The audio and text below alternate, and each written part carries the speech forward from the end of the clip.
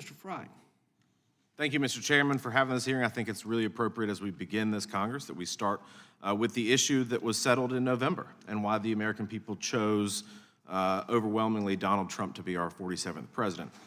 I'm a little perplexed, though, Mr. Beer, about a statement that you made that Joe Biden made the border and the immigration system better. Nobody believes that. People in their communities, and I'm not going to ask you a question about this, but nobody believes that. And in fact, behind me, the numbers don't lie, sir. Look at the hike under the Biden administration of illegal migrants coming into this country. And he fixed the problem or made it better? I don't think so. And I would also remind you, and for people watching back home, that it didn't get better. In fact, in September of last year, Chairman Green of the Homeland Security Committee released a press release talking about a letter that they received from ICE that nearly 650,000 criminal illegal aliens were currently in ICE's non-detained docket, roaming free in the community. That means that they were picked up, processed, had their criminal backgrounds obtained by the U.S. government, and released into the interior of this country. 15,000 homicides, 20,000 sexual assaults, assaults over 100,000, burglary, larceny, and robbery, 60,000, traffic offenses, 126,000, kidnappings, 3,500. The list goes on. And so nobody actually believes, sir, that the immigration system got better under Joe Biden. So real quick, Mr. Fabricatory, Mr. Newman, and Ms. Vaughn, I'm gonna go down the line here and ask a couple questions. When Joe Biden terminated the Remain in Mexico policy, did that lead to a decrease in illegal immigration, sir? No, it did not, sir. Ms. Vaughn? No. Mr. Newman? No. When Joe Biden halted construction of the border wall on day one of his administration, did that lead to a decrease in illegal immigration in this country, Mr. Fabricatory? It did not decrease illegal immigration. No, sir. Mr. Newman? No. When he terminated the asylum cooperative agreements with Guatemala, El Salvador, and Honduras, did that lead to a decrease in illegal immigration? No. No.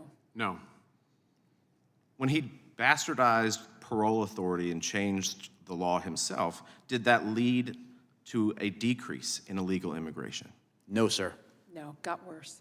I think the answers are pretty clear. In fact, when we went to Yuma, Arizona, and met with the community and saw firsthand, of course, the Democrats didn't even show up to work. They wouldn't go down there with us. It was an actual Judiciary Committee hearing, field hearing in Yuma, and they didn't come.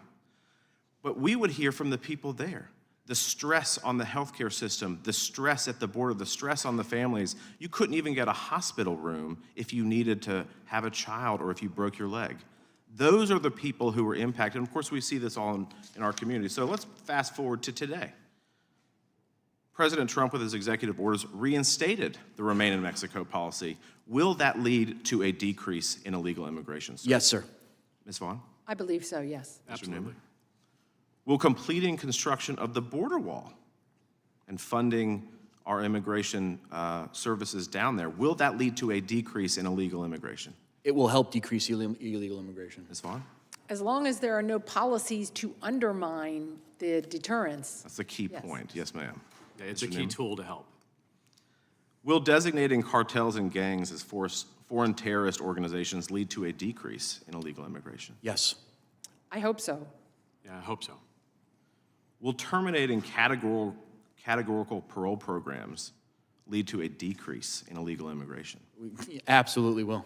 Definitely. Yes. Mr. Newman? Will terminating the use of the CBP One app, which I think was described by somebody on this committee as the Disney Fast Pass for illegal immigration, will that lead to a decrease in illegal immigration? It will. It was full of fraud. Yes. Yeah.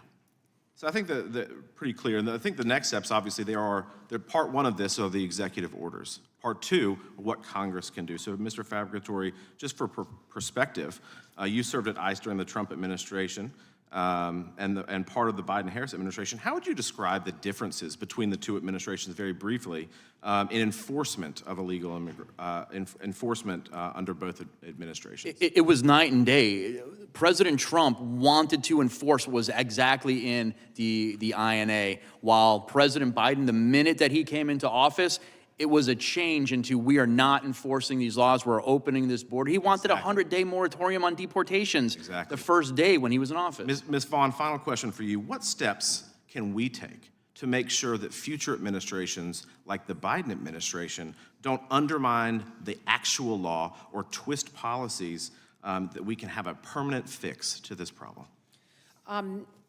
In addition to funding immigration enforcement, to rewrite the rules on some of these programs and discretionary authorities to give out work permits and categorical parole or attempt categorical parole. And also, I think to get better control and restore integrity to our legal immigration system. Because that, you know, when people know that there are loopholes that exist, they come to try to take advantage of them. Thank you. Close the loopholes, Gentleman's well time said, has and I yield expired. back. Thank you.